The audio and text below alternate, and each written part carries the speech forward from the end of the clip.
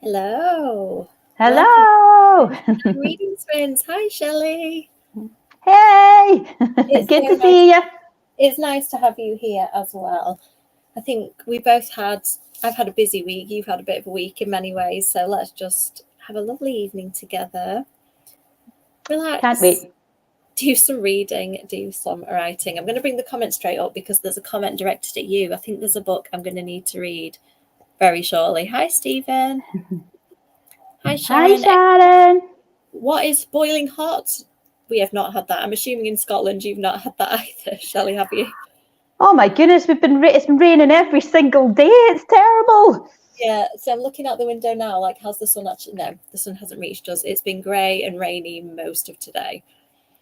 So lucky people in Devon, a little bit of sunshine sounds pretty good right about now.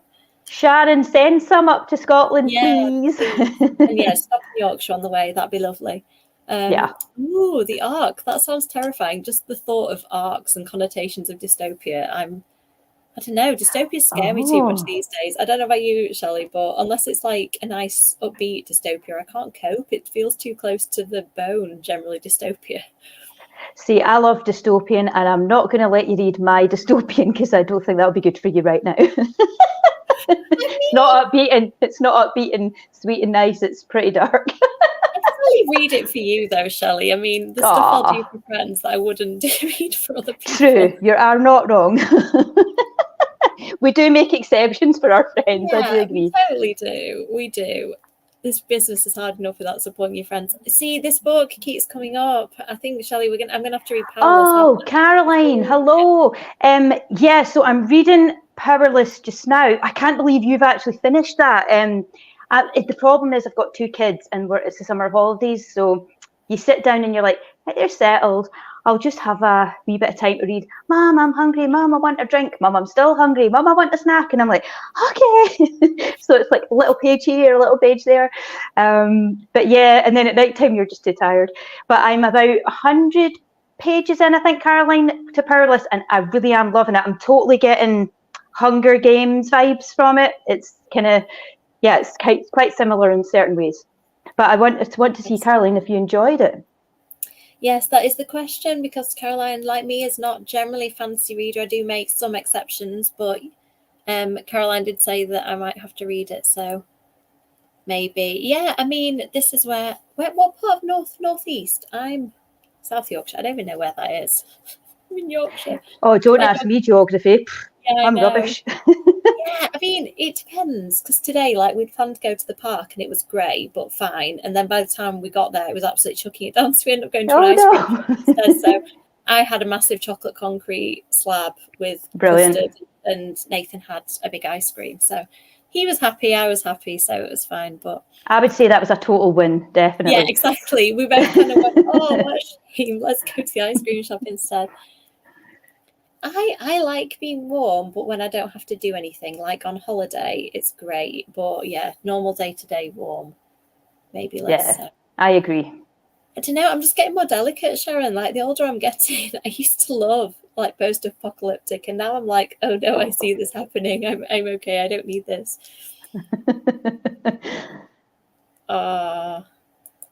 Yeah, I get that. Mild fantasy and very Hunger Games. Yeah, I think mild fantasy is my sweet spot. If it feels like there's a world in it that I can recognize and characters I can root for, I don't mind. It's when it's like it's a blah blah blah blah blah long name of a country that I can't pronounce, has this power that I also can't pronounce. I'm just lost. Like, as soon as it gets to vocab and world building rich, I'm like, nope, I can't do it. Yeah. But Hunger Games, like, you know, that kind of thing that's accessible, I'm fine. Yeah, I absolutely love the Hunger Games. It's like my favorite book series of all time. But and I think that I don't really like fantasy, so I was a bit unsure about going in to reading Powerless. But basically, the way that you've described how you like fantasy, that is basically what Landis is. It's more about the characters, and it's quite grounded in reality. So you feel like it could be our world, even although it's not. And that was always how I wanted to write a fantasy, so that the fantasy or the magical system's sort of like a immaterial to what's going on around everyone else. So that's how I feel about fantasy as well. It's the way I like to read it. Yeah, I think it's one of those things that I kind of like. Some beautiful world building, fine. You know, like say Laini Taylor's Train to the Dreamer series, the world building is absolutely beautiful, but it's the characters I'm bothered about and the situations they're in and the plot and the description. Like say my friend Mia absolutely loves descriptive writing, and I think she ranks that quite highly in what she's looking for from a book. But I think it's probably quite low down on the list for me. Like I enjoy it, but it's just part of the package of characters and plot that I really like. Like if it comes with descriptive, beautiful writing, then fine. But I think you need to be in the mood for descriptive, beautiful writing sometimes as well. You know, it's like the kind of flowery prose. And have you heard of the term purple prose? Yes, I always think that sounds like it's a bit rude, but I think, does it just mean like heavily descriptive prose? Yeah, it's like super flowery prose. It's almost like trying too hard, you know? Yeah, I get bored when I'm reading that, you know, I'll just be like, oh, right, where's the story? Yeah, I think generally I do skim read description quite often. So if an editor ever says, write more description here, I'm like, oh, do I have to? Like, I feel like I've already put in as much description. I think my stories are mainly dialogue, like, and then the other stuff I have to add in between. Like, I just want my characters. I should probably write screenplays. My characters I just want them to talk to each other. I don't want. Yeah, you'd be great at that. I think you'd be brilliant at that. But I think that you have a great balance with, like, I feel as if your worlds are really immersive, like you can see yourself in them. And actually, when we were recording our final podcast this week. Oh, just lost Shelly. I felt like you were going to say something really insightful there, Shelly, and she's frozen. Oh, frozen to me anyway. Is Shelly frozen to anybody else? I'm just going to jump to the comments for a sec and let Shelly catch up. Yes, generally, unless it's very specific people, like I love Mia Cushion's writing. Slightly biased because she's my friend, but yeah, I do enjoy her writing regardless. And Laini Taylor's, but otherwise, heavy description, I'm not that keen. Shelly was having some internet problems earlier, and it seems that they've persisted unless, I don't know, unless it's just me. Can other people? Oh, you're there. Hello. I was saying I don't know whether you're having internet problems. This is me. I've got my tripod and I've moved it just a slight bit to the right. And I think it's my Wi-Fi. Honestly, it's really dodgy tonight. I'm just going to move Shelly's this over. praising you there. What time to freeze? I know. I mean, I'm so desperate for praise. And then Shelly's like, what that? Breaking up. Can't hear you. Oh, sorry. I was giving you lots of praise. I was. Oh, thanks. You were saying about your podcast. Remind us, what's your podcast called? It's called YA Book Jam. So it's focusing mostly, all on YA book titles in the last sort of 2 years. And we've mostly been doing kind of standalone books this year. But we're hoping to maybe start introducing series so that people can try the first one, and then if they like it and like the podcast, they might go on to read future books. But my friend and I were just in Edinburgh yesterday, and we were going around all the bookstores putting in the bookmarks into the books that we've had on the podcast. So that was really fun, but it was pouring rain and I came back and my feet were all squelchy. So I was like, I'm surprised I don't have a cold by now. But it was fun. It was all worth it.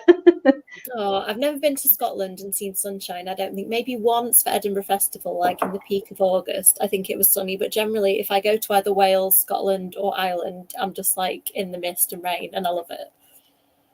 Yeah, it's a really beautiful country, especially when the sun is shining, but sometimes it gets missed in the bad weather. But it is a lovely country, I can promise everyone, a lovely part of the country. I'm going to bring my little boy at some point. Kevin and I did a really lovely road trip, like maybe the year before I got pregnant, I think it was, and drove quite a few, basically all the Outlander filming locations. We even drove to where the standing stones are, and they're not real standing stones, so we had to just find the hill. And when we got there, we knew it was the right one because it got like these metal bases where they clip I'm assuming, big foam stones to it. And it was a farmer's land, so we asked if we could go on the land and like have a little wander. It was amazing. So I've been to everywhere in Scotland that was accessible from Edinburgh where Outlander is filmed, but I want to do more. I don't just want to do Outlander locations. And I did the same in Ireland, but for Game of Thrones, we just went to Game of Thrones filming locations. Oh, absolutely brilliant. I love going to filming locations and just feeling like you're in that world. It's so good. Especially when you're at the kind of peak of interest in it. Like we went to the Deep South, when I'm still obsessed with Interview with the Vampire, but I was really obsessed with Vampire Diaries, and we got to like stand on Elena's porch and go through like Tyler Lockwood's house and wander through his garden. It was like amazing because the owners of the Lockwood house are these like really well-off, really nice people who just let tour groups like let them sit in the conservatory and like go through their garden and stuff. And I think if you can kind of drop on a filming location when you're really into something, it's really amazing. I love that. Oh, definitely. That'd be amazing. And did you, when you were watching the Vampire Diaries, did you like Damon the best, or? Yeah, that's good. I'm just checking. I do like Stefan though, and the same with Buffy. Like, you know, I am Team Spike, but I do love Angel as well. So I generally, if they're a vampire and they're attractive, like I don't like the kind of, you know, gross, like bloody fat vampires that look like a monster. Like that's not my vibe. But if it's like a sexy human-esque vampire, I'm generally into it. Like apart from Bill Compton, not a fan. Sorry, Bill. In the books and in the TV show. Just nah. But I agree with you about Angel. When I was watching Buffy and Angel, I was totally Team Angel, like for the first like 3 seasons, and just the whole angst and they can't be together. It was just perfect tension. But then when Spike came into it, I felt as if he got to know a different Buffy, you know, as she sort of grew and changed and then died and came back to life. It was like he was just he was what she needed at that time, kind of thing. And then he grew on me, and I loved his humor and everything. And he was just, they were both good though. I do agree. Yeah, and I mean the same. I think that Vampire Diaries Stefan has got an interesting backstory. Like I love a vampire that's like been a ripper and is on an arc of redemption, but they can occasionally slip, like similar to Angel. Really, I do like that. Like they're really sweet and fluffy, but then they'll accidentally go on a killing spree. It's like, that's sometimes I just go on a killing spree, so just don't mind me. I mean, just occasionally. And I like the Damon like quality that you start to think he's good, and he likes Elena, so he must be good, and then he'll like reach over and snap somebody's neck, and you're like, oh no, he's still bad. And I like that dichotomy with vampires, like walking the line of, are they good or are they bad? I had fun with that in the third Mina book. I realized I'd not written a vampire like that, so I kind of created one so that I could do that. Like, how cool is that you can do that though when you're a writer? You can just be like, I want to do that, I'm going to do that. It's so cool. No spoilers of my own writing, but I did like vampire somebody and then make them a really naughty vampire, and that's what I really like with writing. Like you can, like you said, you can just create the thing that you want to read. You can just write it yourself. It's good. So Cheryl, like now, whenever I read purple prose, I think you mean naughty stuff. I think I must have, when I first read the phrase purple prose, thought that it meant smut. So now I associate the phrase with smut. So no shade if you do like smut as well, but it just makes me smile. Sharon's like, yes, I like purple prose, but I'm doing in the mood. It's like, oh, do you? Hi, Melina. Oh, do you know what? I was so happy because when I walked up to him, I was like this, like, oh my God, I was like a little Angel fan gremlin, so I could have been like this on the picture. It turned out quite nice. No, you were like a little gizmo. You were a gizmo. Yeah, gizmo. I was. Yeah, I was 100% gremlin. So somehow it turned out, and he was actually really nice, and he was really like, there wasn't much time with each person, and he had some like assistant woman who gave us like he's not got time for any poses, just stand there, basically do the picture and go. And I was like, okay, that's fine. You get that quite a lot when you go to conventions, so I wasn't really bothered. But he kind of took him, even though he was obviously really rushed, he took a moment to speak to everybody, like give them a nice moment. And then, he had to be moved on because he only had 2 half-an-hour slots, like Angel from Buffy, 2 half-an-hour slots for everybody that booked pictures with him. So it was really tight, but that must have been a really cool moment, like quite surreal. When I saw that picture, I only just saw that earlier tonight, and I was staring at it for a few minutes, and I was like, is this real? Did she really meet him? I was like, this is amazing. Yes, I did. Literally, about 5 people messaged me the day that it was announced to say, did you know Angel's at Comic-Con? And I was like, okay. After like the 4th or 5th person, I was like, I need to book this picture. The universe, via my friends, is telling me to book it. So I just booked it, even though we'd got no like plan to go to London. We'd got no, because normally I only do London events if it's tied to a book thing, just because it's so expensive to get there. It's like, yeah, I'll do Comic-Con because my publisher might pay for me to go. I'll do MCM. But so we like forked out for all the trains and the tickets and stuff. And I was like, I'm not used to paying for stuff to go to London. and I said to him, I don't want to sign any books when I'm here. I just want this to be book separate. But then we went in Forbidden Planet and I did sign some books. So I slightly Aww. broke my own, but I was like, there's a shelf of books, and I thought I'd signed all the Forbidden Planet books because I did a big stack for them in May, and obviously they've sold, which is good. So I decided. Of course they're going to sell. It's just like that your series just speaks to people whenever they see it. I hope it continues to do so. It's really nice. Yeah, do you know what? Really nice, genuine. I'm trying to think. My best one is James Masters because I would pick him. I think if I had to choose, I would pick him. Or Buffy herself. I'd be like, Buffy herself. I've never seen her do a con, but back in the day, you used to get more time with like people at conventions. So, and one of the times the camera broke or needed whatevering. You know, I'm so old that it was probably like film being put in the camera. When I was 19, so I had a really long chat with James Masters because with his arm around me because we were just standing there waiting for the camera to be ready. So that's probably my best moment because I just felt really comfortable with him. Like I was like, I can't actually get over the fact that you're American. Like your British accent is so good. And I was like, so say good. something. And so he started talking to me in his British accent, and I was like, stop it, because I can't concentrate now. And then because I had a really nice interaction with him, I went afterwards to. I normally don't do an autograph and a photograph, but he was so nice. I was like, yeah, I'm going to go and get his autograph as well. And we had a really nice chat. And like it was back in the day, like I said, where there were no queues, you would just chat. It wasn't a big thing, I don't think. The Comic Cons I used to go to certainly were like little ones where there wasn't a big like attendance like there are now. So yeah, highly recommend. I've never been. Oh, do you know what? I think you'd really like it if you find a year where there's like loads of people you want to meet. At a recent one, I met Sam from Supernatural, Jared Padalecki, and 3 out of the 4 Charmed girls. And I met somebody else too, and I can't remember who it was. There was definitely a post for 3 photos. I don't remember who the third one was, but yeah. So, and that was just like meeting the Charmed girls. I was just like, you're beautiful. This is amazing. Like, I'd spent so long watching them. And Jared Padalecki. I had to he's lovely. The mum from Supernatural was in his picture because I missed out booking the individual one. So I booked the one with his mum, and it's like the most awkward. I'm going to have to cut his mum off because me and him are there like cuddling each other, and I'm like just cuddling him really tight, and his mum's just standing like, I'm intruding on this moment. This is weird. That is so funny.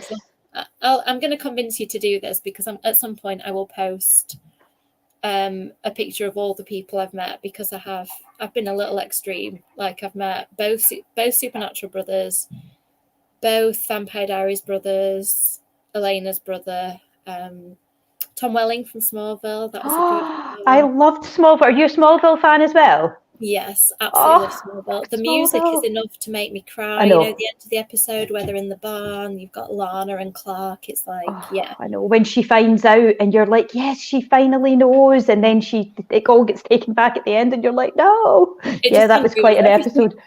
I know. Yeah, I watched the 100th episode where everything, like his whole life goes to hell. It's just like really sad. I watched it at uni, and me and my uni friend sat there just like sobbing in my room at uni. I can remember because I had a TV license and hardly anyone did, so we were outside my room in first year, like crying our eyes out. You must have been like the most popular one there. So like, she's got the TV, we're going there. That's where the party is.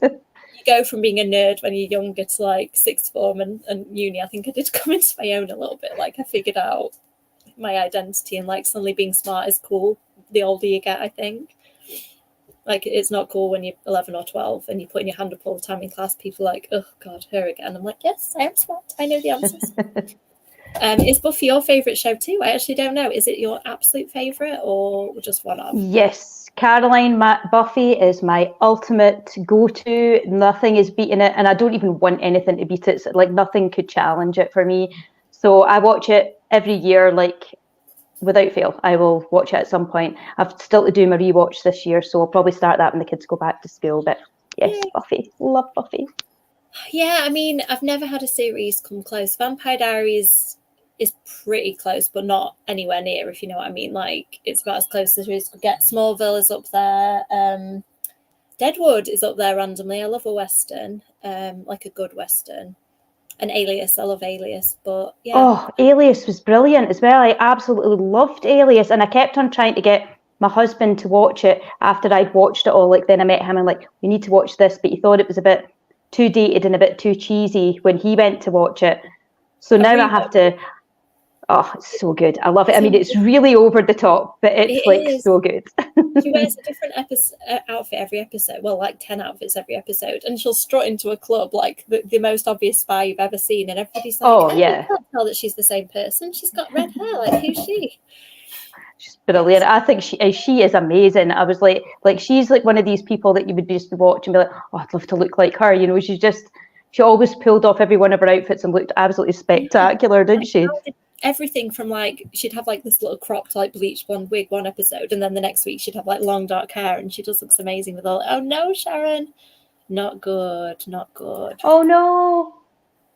Hi, Glee. Yes, see that's. Oh, I love Glee. I do. So I met 3 of the girls from Glee in the toilets at Comic-Con one year because I accidentally went in the famous people toilet. A security guard told me to. I like really needed the toilet, and there were these barriers up, and I said, I really need the toilet. Can I go in? And he was like, I don't see why not. Yeah, go in. And then all the girls from Glee were in one, and the boys were in the other one, but Kev wouldn't talk to them. But of course, I talked to the girls, and we posted pictures outside, and Kev was like, no, you don't do that. So he met them, but there's no evidence, and I got a nice picture. Which girls was it from Glee? Oh gosh, I wish I knew the real names.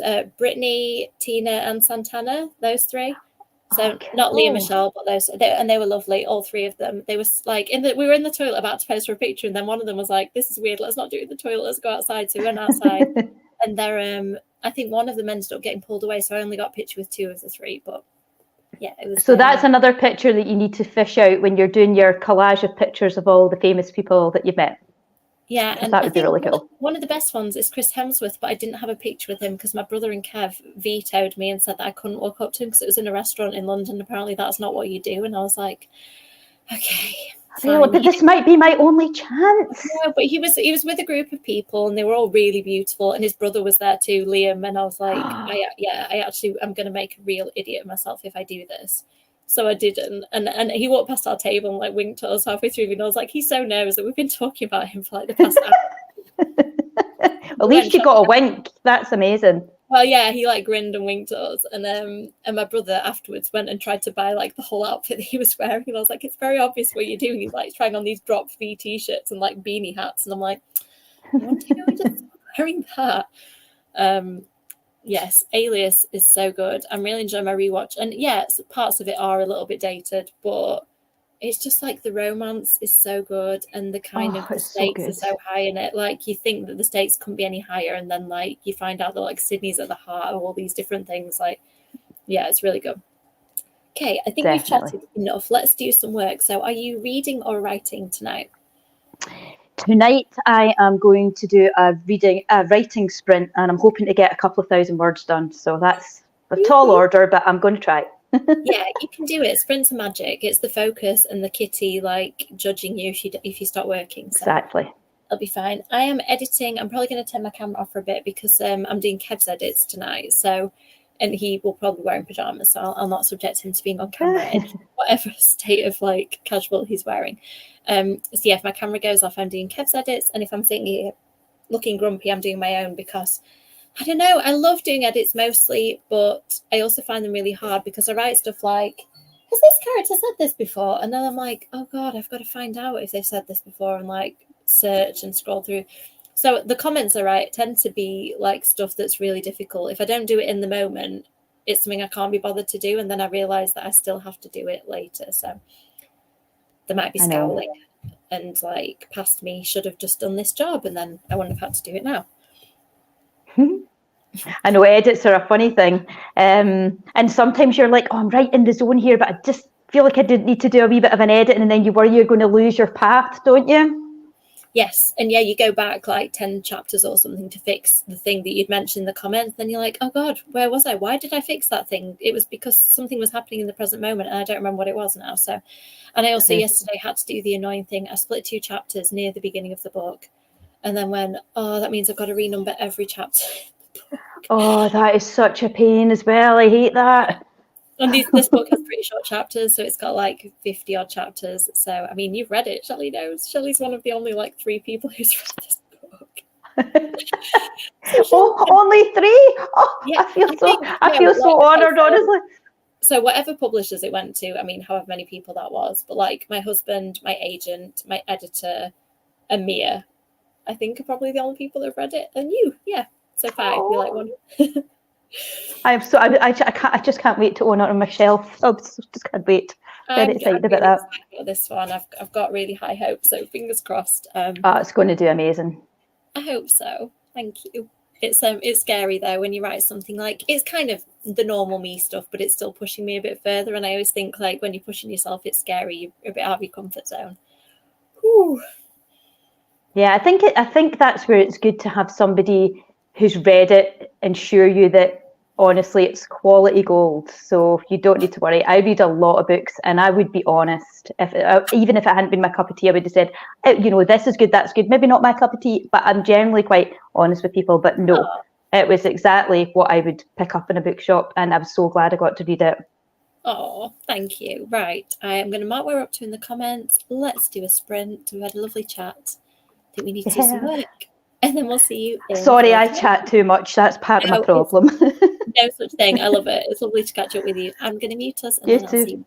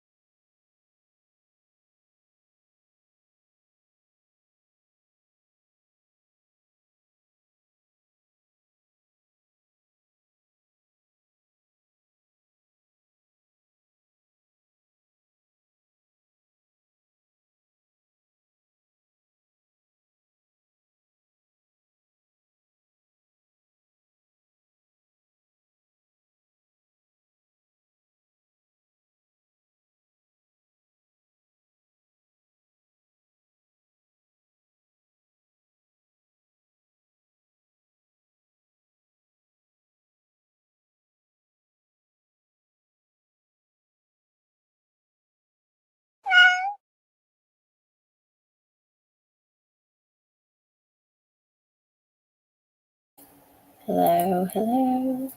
Again at the cat, even although I was trying to keep an eye on it. You just get really focused in the zone, don't you? And then the cat meows. Kevin and I managed to, we were just in the middle of like quite a complex edit, and then we happened to both look up and we're like, oh, a minute left. So I've just got to keep this edit in my mind. There's one plot thing that's like annoyed me. You know, do you ever have that where you know there's something you're going to have to fix later? It's just like a little, I can't even explain it without ruining it, but like a tiny plot point that just needs beefing up to make it really clear, like why something happened.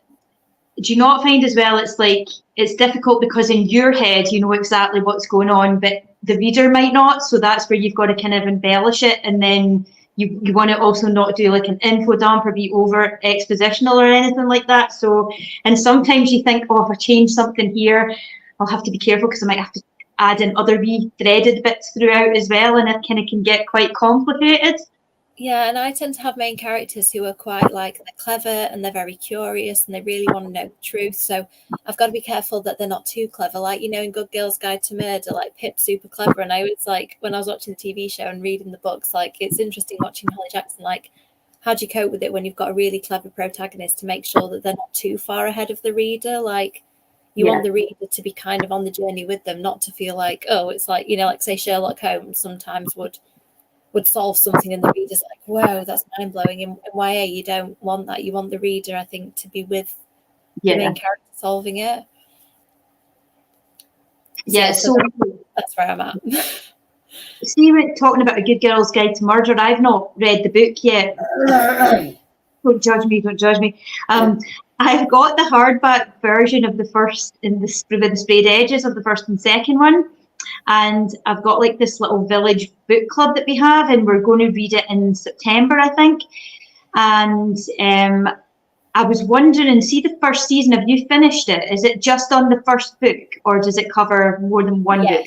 Yeah, just the first book. I would 100% read the book first.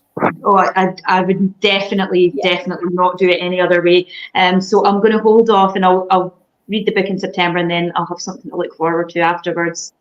Yeah, and I'd probably watch it. I don't know, it's hard because I haven't read the book for years.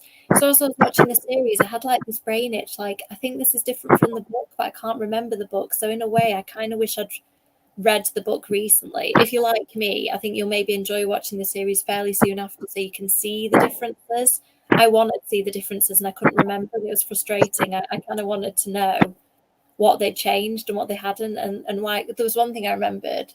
And I was like, I wonder why they changed that. But then I realised maybe it was just to bring it, because it's a few years old now, the book, it kind of make it really modern and make it like forward thinking or something. I don't know. But yeah. Definitely some changes. Oh, sorry, I was talking over you there a wee bit. No, yeah, I like to read things and sort of like try and almost do it simultaneously, but like once I've maybe just finished. I did that with Heartstopper. Oh, yeah. I actually watched the first episode of Heartstopper and I was like, oh, this is so good, I'm going to love this. And then I stopped and I was like, I'll go and read the book first. And the book, I love how it's done in that sort of graphic style. And I had never read a book like that before either. So I was like, well, this is really cool. And I think I read like the first book in like an hour or something. I was like, oh, this is good. This can increase my TBR for the month and make my book count look really good. But yeah, I really, really enjoyed it. And I thought that the Heartstopper TV show was very close to the books. And it really, the characters that they cast for Nick and Charlie, I thought were perfect as well. See, I haven't watched the TV show because I don't have Netflix, Sob. And if I ever do get hold of somebody's, you know, like say I'm at somebody's house and they have Netflix, like I tend to watch a film just because I know that I'm not going to be able to watch like a whole TV show if I'm just there. Like say if I'm at my brother's and he has Netflix, we just stick a film on. So at some point when I get Netflix back, I'm going to have so much to watch. It's Gilmore Girls at the moment. I feel like my connection to Gilmore Girls is broken. Like I've not had Netflix for since Heartstopper's been on, so a long time. That's devastating in itself. Gilmore Girls is my second favourite TV show. I think I've maybe already told you that. And I've got like quite a lot of memorabilia, and I just love it's such clever writing with Gilmore Girls. And I think even when I rewatch it, I still pick up things. I'm like, I don't remember that. That's a brilliant one-liner from like Lorelai. and I wouldn't have remembered it because there's just so much dialogue. It's very dialogue heavy, but I love that. It's a great program. I just love it so much. It's just my cozy. It's like if I want 5 minutes of just background, like I'm just having a relaxing 5 minutes, having a cup of tea or something, I would normally put that on. I probably do need Netflix, but I've got too many streaming services. I can't justify paying for another one. Like when you're paying for Disney, Amazon. I think we've got another one at least at the moment, and I'm like, I can't. Oh, see, I ended up having to get Netflix. I was being a bit wrong in the sense that I was piggybacking off my mum and dad's Netflix. Oh yeah, I was. That's why I don't have it now. Yeah, and it got kicked out, and it was like, this is not your household. And I was like, well, you're right, it isn't my household. So I came out of it, and then the girls were really missing it. But I went to the $4.99 a month one, and that's like, you have to watch adverts, but it's not actually too bad. It's only like maybe every now and again a little 20-second advert clip comes up. But I figured $4.99 was not too bad. That's not as bad as I thought, actually. I could probably just like the advert one, because we do that on Amazon Prime. Sometimes it says you can watch this, but with an advert, if for free. And I'm like, yeah, I'll watch it for free. That's fine. Yeah, definitely. I mean, I don't mind the odd advert if I'm only having to pay £5 a month, because I think Netflix is going up to, like, if you're doing family ones and things, it can be like $17.99 a month or something like that. So it's really pricey. Yeah, well, that's the price I'd seen, and I was like, no, I'm not, because when you times that by 12, suddenly it adds up, doesn't it? And then you've got a mobile phone bill in the month and other streaming services, and I do Audible, like it goes over £100 probably, all those different little things, and yeah, it does all add up. You sometimes forget when you're doing your budgeting and you're like, oh crumbs, I forgot about Audible or whatever it is that's maybe coming off for Prime. But yeah, I think Netflix is probably the one that we watch the most as well, because I'm quite a creature of habit, and if I don't have anything that particularly that, or you know how you'll sit on Netflix and you'll spend an hour trying to choose a program and then you can't decide and you'll just go and watch like Friday Night Dinner or something like that, or just because you're watching something that feels familiar. So that's what I do. See, that's also with Disney Plus, like, because I'm rewatching Alias and Buffy's on there now. I feel like Disney is my go-to place. So yeah, I'm managing out Netflix, but occasionally people will say something and I'm like, oh yeah, Hot Stopper, because I really liked the comics, but I haven't watched the TV show. And I was glad that Good Girls was on BBC. I was just going to say. I think there might be a slight delay because I keep on going to talk and then it's like not finished. Have you watched a program on Disney called Dope Sick? No, I haven't actually. Is that good? Oh my days! It's probably the best TV show I have watched in I don't know, like a couple of years maybe. So I would highly recommend. It's based on a true story, and it was actually produced and directed by Danny Strong, from who plays Jonathan Levinson on Buffy. Oh yeah. Yeah. So he directed and produced that, and it's basically about the rise of OxyContin, like how it came about, the drug, and how basically just like normal people in day-to-day life with back pain and things like that became addicted. It's a really disturbing watch because it shows you how it ruins people's lives. But I could not believe this, and it's like really scary because it shows all these like pharmaceutical companies and how much they're really pulling the strings in the world, but you never see their faces, kind of thing. It was really, really quite eye-opening, but it's brilliantly done. Michael Keaton's one of the main characters in it as well. He's excellent in it. But yeah, I think you and your husband would really enjoy it. We watched it and we just binge watched it over a couple of nights. I was like staying up late to watch it. So that's a wee recommendation on Disney. It's really, really good. Yeah, I love stuff like that. Like, have you watched one called The Pharmacist on Netflix? I haven't, no. It's similar. So it's really sad actually. It starts where a man's son has been murdered in some sort of like gang-related crime. And he is a pharmacist, and it comes down to there being like a massive problem with drugs in New Orleans. The reason I watched it is it's in New Orleans and it's interviewing real people, so I was like learning their accents and stuff. But it just becomes this dad like taking on like drug crime in New Orleans, and like the police are kind of struggling with it, and he's like doing stuff behind the scenes that's like having a massive impact. I can't really explain it. I watched it like when I was writing the first Mina book, so you're talking years ago. But my friend, when she read the first Mina book for me as a beta reader, was like, you need to watch The Pharmacist and hear how people talk on it. and the same as you said, it's so compelling, and it's really scary, like, because I think a lot of it would come down to pharmaceuticals, and like there's legal ways of getting drugs and illegal ways of getting drugs, and both just being a massive problem in their way. And yeah, it's really fascinating. But yeah, I don't think I've even heard of Dope Sick, so I need to check that out, especially because it's on my favorite Disney. Yeah, I mean, it won lots of awards and everything as well, because it's really, like, the word compelling is exactly the word I would use for it. And I couldn't believe what I was watching, you know. And it's done like as a TV series, so it's not like a documentary, but it is based on real life, the real life situation and how it sort of came about. But there's quite a few good mini series on Disney. There's another one called Candy. Did you see that? No, is that the Jessica Biel one? Yeah. My goodness, even you're like sitting on the edge of your seat the entire time, because even just like the music and everything, it's just so utterly tense. It was excellent. And there was another one with Amanda Seyfried called The Dropout. All right, no, either. Really good as well. So there's like three that I bet you'll message me and you'll be like, "Oh, thanks for telling me to watch these," because they were really, really good. Yeah, I don't know whether this is on Disney. The Pam and Tommy biopic, we got really obsessed. Yes, I haven't watched it yet. Is that good? Yeah, I mean, the actors that they cast are really good. Like, there's moments, both of them, where it's chilling. Like, you just could be looking at Pamela Anderson and Tommy Lee. And I don't know how fictionalized it is. It's really sad if that is what their lives were like and how they were treating each other. And I don't know. Obviously, it's behind closed doors. You don't know. The series paints them both as having kind of a part to play in the downfall of the relationship. I think him more than her, if I remember right. But yeah, so I don't know. Like, if people who knew them watched it, they might be horrified because it's really wrong. But as a piece of fiction, it's really compelling. Yeah, maybe I actually saw that come up, so I haven't checked on Disney recently, so I'll maybe watch that next, actually. So that's a good recommendation as well. Yeah, just try the first series and see what you think. There's some really, really good acting in it. Is Seth Rogen in that? In Pam and Tommy?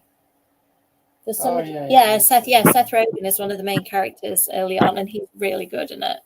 Yeah, he's like him. Let's see what people in the comments are saying. How did your sprint go, by the way? Well, I got 650 words written, so not too bad. Not too bad. Nice. I did a bit of edits as well, so because of that slowed down the writing. But I'm sort of in it now, so I'm hoping I might get maybe 1,000 at the next stretch, hopefully. Yeah, you might. I think in the second one, if I'm drafting, I tend to do more, because the first one, you said, you edit what you wrote before, you get into your stride, and then the cat meows, but now you can just kind of jump in. Yeah, definitely. Excellent. Oh, Paula, it's nice to see you for the moments you're here. Hi, Paula. Everybody's saying hi and nice. Oh, I keep seeing Young Gothic around. It sounds really interesting. Am I right in thinking it's the one that references like lots of Gothic fiction, Sharon, and like Gothic fictional characters, kind of brings them together in a modern story or something? I'm sure Sharon can explain it better than I just did. Yes, same. I didn't dislike the third book. I still enjoyed it, but I disliked the character development of one of the characters. And if you've read it, you'll know what I mean. I think it divided people, because some people thought it was the best thing that had ever happened, and it didn't vibe with me. So no spoilers here. But yes, I know what you mean, Melina. If it's for the same reason as me, I know what you mean. Trying to talk in code so I don't ruin it. Audio, if you're saying it's good on audio, I'll maybe do that, Melina, because I do like reading my audio books. It helps you get through so much more as well in your month, doesn't it? Do you know what? I haven't heard the audio of that, but I've heard it's really good. Oh, did I listen to one of them on audio? Maybe. Because it's got mixed media in it, so that could be really cool on audio, because you'll hear like the interviews with the characters and stuff. So yeah, brilliant. Definitely worth trying. Oh, yeah, I mean, this is the thing with books, isn't it? Like, I really enjoyed them, but I know that every series isn't for everybody. Can't say so many people to read that. Okay, bit of science in there. Yeah, it sounds good. I'll need to check that one out, Mark, because I do love dystopian. But I'm fussy with it. Sorry, what did you say, Shelley? I said I love dystopian, but I'm fussy with it. Read the blurb and you can decide for yourself about that one. Yeah, I had Paramount at one point, and we've tried a couple of others, and you end up getting it to watch one series. Like, say, we got Paramount to watch Yellow Jackets, and I was like, this is ridiculous. We're paying That's exactly the same as why we got it. honestly. And so you're like, right, I'm paying 10 quid a month or 20 quid a month or whatever it is to watch this one TV show. Like, I can't be doing that. So that's why we've tried to narrow it down to the couple that we are, because Amazon Prime we use a lot and we rent stuff on that as well as using the free stuff. What did you think of the Yellow Jackets? I really loved the first series, and we just lost the thread of it. Like, we've DNF'd it in the end just because it got a little bit samey. And I think the thing that was keeping me going in the first series, there was something that happened with there's a woman who's married and has an affair. I don't want to spoil it and say who she is or anything, but that storyline I was really interested in. It was like a really morally grey kind of thing. And as soon as that storyline was resolved, I think that's what I must have been interested in, because I stopped. And you think I would love season 2 because it's kind of a cult scenario, but it just lost me. Did you finish it? Yeah, we got up to the end of season 2, but I'll be honest, I don't think we're going to watch anymore now. We were a bit like, it got, I don't know, I felt as if they could have done so much more with it, but I felt as if, I don't know, it was getting a bit of the ridiculous at times as well. And I quite enjoyed the storyline you were talking about too, but I absolutely cannot stand that character. I think she's just awful. But there was some cool stuff that happened in the second series, I thought, but then I just felt as if it fell a bit flat at the end, and we were just like, yeah, we're not going to watch anymore. So, but we got rid of Paramount. We just paid for like 1 month subscription, I think, and then I was the same. I was like, you know, really, that we're paying for just one series, that's a bit silly. Especially when it's not like the be all and end all of TV shows. Like, say it was Buffy and you were watching it back in the day, you'd have just paid anything to watch it. But if it's just kind of okay, it doesn't justify. Oh, see, my mum and dad did that, I think. And they've only just started having to pay for their Netflix now. Like, I'm sorry, I think that was me again. I'm moving about. No, it's fine, don't worry. Yeah, my mum and dad had a while of not having to pay for their Netflix, I think, at all. And now they're paying like a little amount for it. So it's definitely good to see. We don't have Sky anymore. That was another thing we got rid of because we just weren't using it. Ah, nice. Yeah, Disney Plus, I mean, is perfect for having a 4-year-old like Bluey. I could not get rid of Disney Plus because of Bluey alone. Like, there's so many hours of Bluey watch. Like, you know, that half-an-hour one, Shelly, I think you posted that it made you cry, the end of it. You know, that special episode. Oh, we lost Shelly again. I wanted to talk about Bluey. Come back, Shelly. Oh, yes. I haven't watched Under the Bridge. I'll have to check that out. Ah, how's that going, Paula? I don't think I've actually read that in the end. I really enjoyed her second book. Is it called When Sleeping Girls Lie? Where Sleeping Girls Lie? Yeah. Yeah, that's the one that I've read, Sharon. Do you know what? I haven't watched that much Criminal Minds. I need to. I need to read it. I love Kat's recent books. I haven't read her earlier ones. I think we've lost Shelly. Oh no, lost Shelly completely. I'll try and bring her back on. Let me just get through the comments and then we'll see if we can find Shelly. Excellent. Are you back, Shelly? I'm back. I'm so sorry. I think it's definitely, sometimes this happens in this town. It's like the Wi-Fi's so dodgy. It's fine, don't worry. I was just saying, I remember seeing you post about the half-an-hour special episode of Bluey that you'd cried your eyes out at the end. And then I went and watched it and cried my eyes out at the end. Bluey is just so good, isn't it? I just love that show. But have you seen the episodes with unicorns? Oh yeah, it's so funny. So funny. When he realizes that he's a puppet and he's really sad. Like, yeah, but that's half-hour one. I still cry. Nathan puts it on every now and again just to see me cry at the end. He's like, you're doing a happy cry, and I'm like, yes, I am. It's so beautiful. And it's the song that plays and everything. And obviously he doesn't understand the words of the song, but I'm listening to the words of this song and just watching this family who are so sad and then so happy, and it gets me. It's because they're a family. Like, it makes me cry all the time because I just relate to it so much. Like, there's a bit that made me laugh where Bluey asks what it's like to be a parent, and Chili's like, it's hard to explain. And then there's a bit of the episode where Bandit's holding like a toy baby, and he's laid on the floor like rocking over this baby while like Bluey's pounding him with this ball machine. And Chili's like, that's what being a parent's like. I'm like, yeah, it feels like that a lot of days, cradling your baby and being pounded in the head by like tennis balls. Yeah. Yeah, I think I like Bluey because it sort of does it in a very subtle way, but it covers very relatable things for parents and children, and I think it covers subject matter that kids need to hear about as well, and it's done in a very sensitive way, but it's also really funny and entertaining at the same time. Yeah, it's beautiful. There's the occasional one. I've mentioned this before on here. There's an episode where a sparrow doesn't make it, and it did send little person into a bit of a spiral of asking lots, like too many questions for his age. And I was like, oh, at 3, like we don't really need to be having these discussions. So I think that was the only one that he watched. It. I mean, Bluey's meant to be for every age, isn't it? It says like 0+ on it, but I think for him that episode was too much, and I kind of wish I'd pre-watched it. But you don't think you need to pre-watch Bluey. That's the only one where I was like, oh, this opened up a massive can of worms. Maybe it needed to be opened. I don't know. Yeah, it's difficult, isn't it? Because I think things like certain things you do want to wait till your kids are a certain age before you talk to them about it. But we had an incident a few weeks ago where my cat came in the window with a bird in its mouth. It let the bird go and the wee soul was still alive. And I was just in an absolute panic. So I was phoning the RSPCA, and then they put me in touch with they said you need to phone the local vet in Glasgow. So the girls made up this little box for the bird. Olivia wrote a card for the bird. Please, live bird. She's like, please God, will you save the bird? And I was like trying not to cry. Like I went out to my husband at one point and I was like, oh, and he's like, oh, I thought you were making that up. You're actually crying about this bird. And I'm like, it's alive in my hands, Fraser. I was like, I need to save it.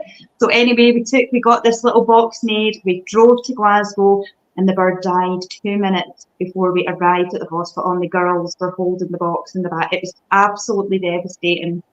So you kind of needed that precise episode of Bluey, like that. Yeah, that would have been a good time to have watched Bluey. But I feel as if like they're 8 and 7 now, so it kind of sparked quite an interesting conversation with us.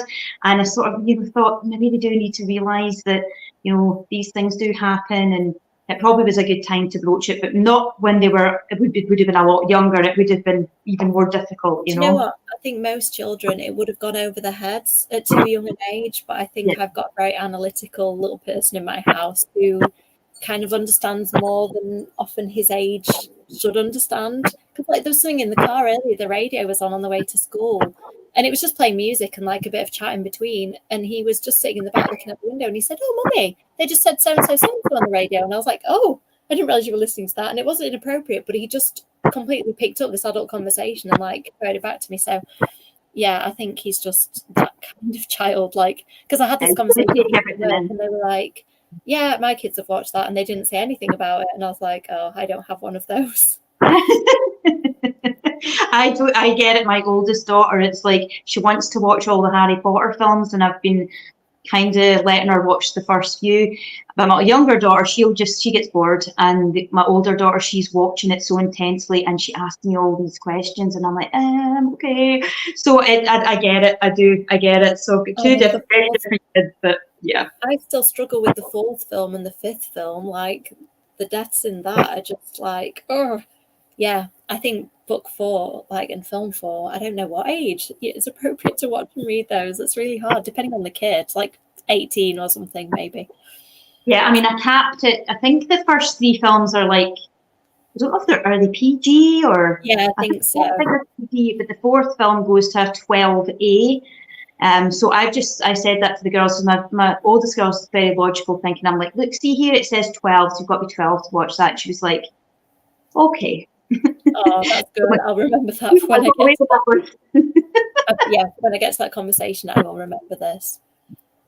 Ah, yes. Yeah, I think if you can relate to it, Paula, definitely. Yes, I agree. Watch it. Ooh, Chippendales. Yeah, I've still got to up right now. So many clues and red herrings. Excellent. Yeah, honestly, Nathan still asks me, and I'm like, do you know what? From his point of view, it would have been nice if one child was a boy and one was a girl. It's interesting that they went for 2 girls. And I mean, yeah, the colour coding definitely. Like, I you thought maybe that at the beginning as well, and then I was like, oh, Blue's a girl. I was like, yeah, I didn't realise straight away either. yeah, they're all girls. So the 2 cousins, Muffin and Fox, I watched the series a lot. They're all girls. And I was like, oh, that's interesting because for Nathan, like, obviously he can relate to them, but it might be nice to have, you know, at least one little boy in there as well, just to like to show a different perspective. But, you know, I need to watch some, obviously need to. Oh, Criminal Minds, Sharon. I watched that too, but it gives me nightmares because as a parent, it's like, honestly, I find it really hard to watch sometimes, but it's really inspiring for writing. So if my husband and I have got to the 6th season, but I now have to, you know, put that on and maybe like an episode of Friends after or something, just to kind of, you know, so I'm not going to sleep with just all the killing in my head. Yeah, I know. I think I'd have to watch any of the child abduction ones. I'd be like, I skip them. I skip them. Yeah. yeah. Yeah, I mean, I do like a bit of Hey Duggee as well. That's another like quality Oh, kids TV show. stick, Oh, stick, I know. stick. Children are just, they're lovely, but there's a lot of emotions that I never even thought I'd be. I knew parenting would be emotional, but I think I didn't realize what I'd be dealing with on a day-to-day basis. It's the all-consuming worry that, you know, that gets me. It's like, you know, it's just you don't know what that's going to feel like, I just suppose, until you're going through it. Yeah, but yeah, I understand what you mean. Oh, but it's wonderful as well. You know, proviso, it's the best thing. Okay, let's do another sprint. Come on with those words. You can do this. I can edit some more, and I'll see you in 4. Okay, see ya.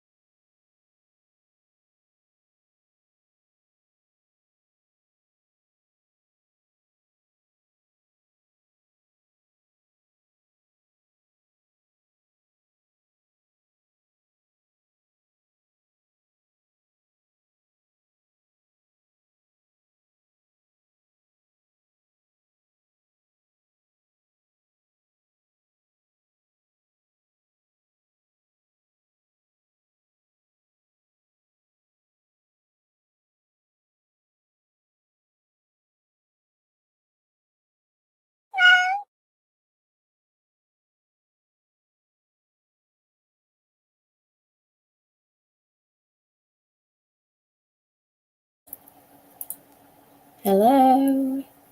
I'm just going to raise Kitty. I can't see Shelly at the moment. I'm not sure whether she's had troubles with her internet. My internet actually says it's on the blink now, so maybe this is a StreamYard thing.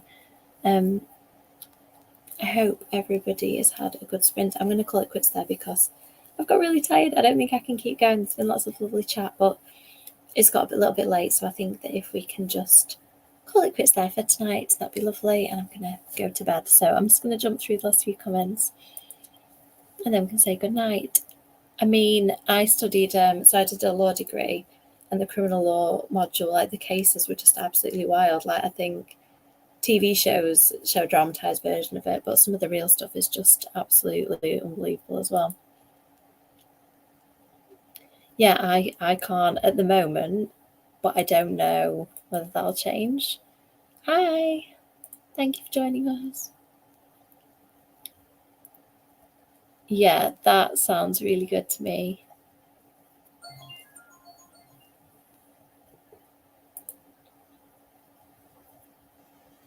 Oh, that's exciting. I'm glad that you managed to get some writing done. We do these every Thursday night if you ever want to join us. It's really fun. I do some other nights as well, but there's a lovely, friendly community if you want to get involved. I hope that your writing is going well. Oh, Shelley's had a comment that she's tried to get back in and can't manage. I'll drop her a message in a little while. Thank you everybody for chatting in the comments. As always, it's been lovely. I will see you next Thursday, if not before. I may do some sprints during the day next week because I've got a lot of editing that I need to get done. Awesome. Yeah, so 7:30 p.m. UK time is when we start. So if you want to figure out your time difference, and I always post on my social media and on my YouTube. So if you subscribe, you should get notified when we're going to be doing stuff. I'm going to go and message Shelly. Good night, everyone. Thank you for popping on. Thanks, Paula, for being involved as usual. I'll see you on the next sprint. Bye.